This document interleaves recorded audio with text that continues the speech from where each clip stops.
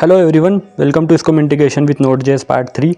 In this section, we will be discussing about LMS Compatibility and SCORM API. LMS Compatibility, Standardized Communication. SCORM sets guidelines for how e-learning content interacts with LMS platform, ensuring seamless integration. Tracking progress. SCORM tracks learners' progress, scores, and completion status across different LMS.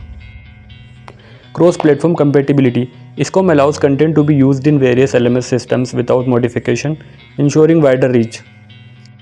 Course launching and sequencing. It dictates how content is launched and structured within the LMS, guiding the learner's journey. Data reporting. SCORM ensures consistent reporting of learner data, making it easier to analyze performance across platforms. Now we will discuss about SCORM API. Learner LMS communication. The SCORM API facilitates real-time communication between e-learning content and the LMS. Tracking data. It tracks learner activities such as progress, scores, time spent, and completion status. Initialization and termination. The API initializes at the start of a course and terminates at the end, ensuring data is saved. Data management.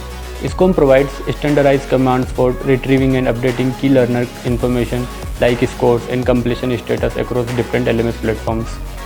Now we will discuss about tracking learner progress and data with SCORM. Progress and completion tracking. SCORM monitors learner progress by recording completed sections and determining completion status based on predefined criteria, ensuring accurate tracking of course milestones. Scoring and session time.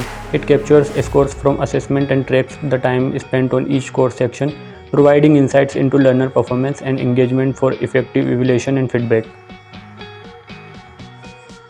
Thank you for watching. Please subscribe for part 4.